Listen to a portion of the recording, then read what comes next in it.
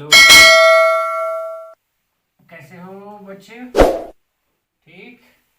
चलो, आज हम पढ़ेंगे नरेशन का पहला रूल। जो हमने एक वीडियो अपलोड किया था, उसमें हमने इंट्रोडक्शन दी थी अबाउट नरेशन। आज हम करेंगे नरेशन का पहला रूल। तो फर्स्ट, मैंने आपको बताया था, I have already told you that narration simply means to say something, to say something, to say something. हम बात करते हैं एंड किसी से भी उसको नरेशन कहते हैं। अब इसका रूल नंबर फर्स्ट है। पहले मैंने आपको बताया है, it is rule number first. पहले मैंने आपको बताया था कि ये जो पूरा जो नरेशन का पोर्शन है, ये होली एंड सोली डिपेंड्स है किस पे? It depends upon simply on reported verb. मैं यहाँ पे चार्ट लिखूंगा, इसी के मुताबिक हम चेंज करेंगे। This is the first rule. बेटा, अगर इफ द रिपोर्टेड वर्ब अगर रिपोर्टेड वर्ब किस में होगा? Is in past simple. अगर रिपोर्टेड वर्ब, मैंने कल आपको कहा था already, I have told you that this reported verb it will be in 3 tenses.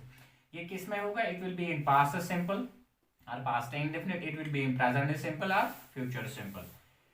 And ये सिर्फ 3 में होगा। जो रिपोर्टेड स्पीच होगा वो किसी भी टेंस में होगा, वो किसी भी 12 पार्ट्स में, जो टेंसेस के 12 पार्ट है, किसी में भी होगा। Means it will be in any 4 parts of present, any 4 parts of past and any 4 parts of future.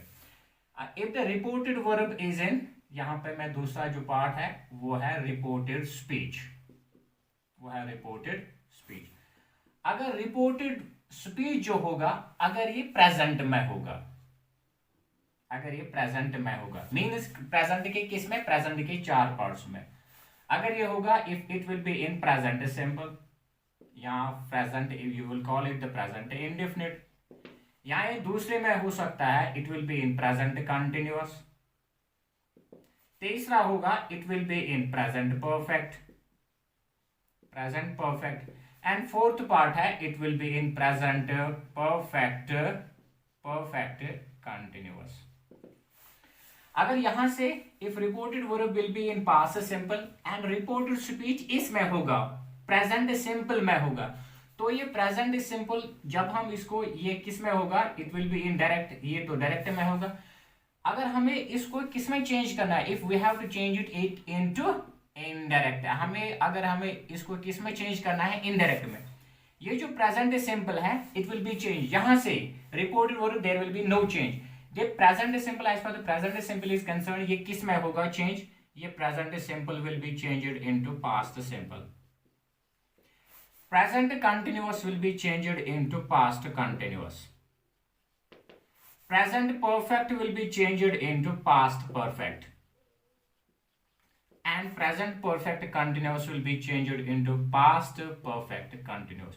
Means all the 4 parts of the present simple, present continuous, present perfect or present perfect continuous, they will be changed into present simple will be changed into past simple, present continuous past continuous, present perfect will be changed into past perfect, and present perfect continuous will be changed into past perfect continuous. जब हम इसको change करेंगे, direct को किस में change करेंगे? Indirect में। Just I will show you the one example. लेकिन यहां पे क्या होना चाहिए? रिपोर्टेड वर्ब हमेशा होना चाहिए किस में? ये रूल वही पे, only this very rule will be applied to only those sentences where reported verb is in past indefinite और पास्ट सिंपल। अगर रिपोर्टेड वर्ब पास्ट सिंपल में होगा तो ये रूल फिर अप्लाई होगा, फिर प्रेजेंट सिंपल पास्ट सिंपल में, प्रेजेंट कंटिन्यूअस पास्ट कंटिन्यूअस में, प्रेजेंट परफेक्ट पास्ट परफेक्ट में, present perfect continuous will be changed into past perfect continuous. I will give here, I will write down here an example. For example, I said, he said, I will write down, I go, I will write down here, I visit the place, I visit the place. ये जो as per this portion is concern, इसको क्या कहते हैं? It's reported verb, ये जो portion है that is in double quote, इसको कहते हैं रिपोर्टेड स्पीच। अब रिपोर्टेड वर्ब किस में है? It is in past simple. ये पास्ट सिंपल है क्योंकि यहाँ पे here second form has been used, यहाँ पे सेड है, it is the second form of say. और ये जो है ये पोर्शन इसको कहते हैं रिपोर्टेड स्पीच। ये किस में है? This is the subject and visit is what? It is the first form of verb and the place it is predicate और you will call it is an object. अब ये किस में है? रिपोर्टेड स्पीच किस में है? Reported speech is in what? It is in present simple and reported verb is in past simple. अब क्या है? हमने यहां पर लिखा है present simple will be changed into past simple.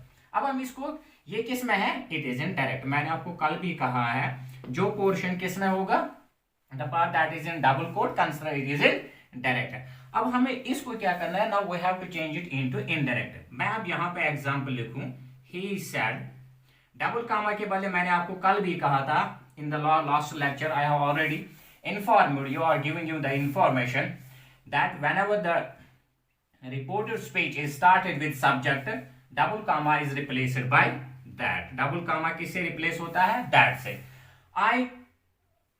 I will be changed according to the subject of reported verb।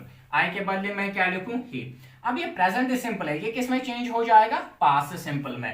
I will write down I के बदले he and visit is the first form, I have to write down here the second form क्योंकि past simple में कौन सी form आ जाएगी? second form of verb and the place के बदले place ही आ जाएगा। तो हमने किया है पहले इस रूल में हमने प्रेजेंट सिंपल को किसमें चेंज किया? पास्ट सिंपल में। लेकिन याद रखना ये तभी होगा प्रेजेंट सिंपल, तभी होगा पास्ट सिंपल में जब रिपोर्टेड वर्ब किस में होगा? पास्ट सिंपल में होगा। ये है पहली एग्जांपल। अब हम दूसरी एग्जांपल लिखने जा रहे हैं यहाँ पे। दूसरी एग्जांपल अब हम देखेंगे कि कैसे how we can change present continuous into past continuous. अब मैं यहाँ लिखूं second example, I will write down here she said, comma use commas begin, then is I will write down here now example of present continuous। I will write down here I will write down here I am going there, double comma close। This is called reported speech and this is called the reported verb। अब ये किस में है? ये तो दोबारा है, it is in also is in past indefinite और past simple। ये तो past indefinite में है। अब ये किस में है? reported speech किस में है? it is in present continuous। अब इस present continuous को चूंकि यहां से क्या है? what is here? it is in past simple। जब ये past simple होगा तो ये present continuous will be changed into past continuous। And double comma के बदले मैंने आपको पहले ही बताया है कि double comma is removed by that. It is not only removed by that, double comma के बदले we are using the if, we are using whether, we are using to and sometimes we are using no word और no conjunction. अब मैं क्या लिखूं? She said के बदले I will write down here she said. यहां से change कोई नहीं हो जाएगी क्योंकि यहां पे इसके पीछे ऑब्जेक्ट नहीं है and there is no object that is following this very second form of verb, that is the said. अब डबल कामा के बदले I will write down that क्योंकि reported speech is started with what? Subject. I के बदले I will write down I के बदले she क्योंकि मैंने आपको कहा this very subject of reported speech it will be changed into according to the subject of the reported verb. अगर यहाँ पे ही होगा या शी होगा this I will be accordingly changed, either we have to write down he और she, depends upon यहाँ पे कौन सा सब्जेक्ट है। आई विल राइट डाउन आई के बदले यहाँ पे शी। अब ये है present continuous.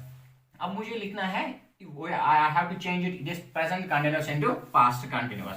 Now what is the formula of past continuous? Past continuous की formula है subject plus was and were, then is first form of verb, then is ing and last one is that is object। अब क्या लिखूं? when the subject is singular you have to use was, when the subject is plural you have to use were। अब मैं क्या लिखूं? subject यहाँ पे she आ गया। Now हमने subject she लिखा, अब मुझे either I have to write down was or I have to write down the were। क्योंकि subject is singular I have to write down the was।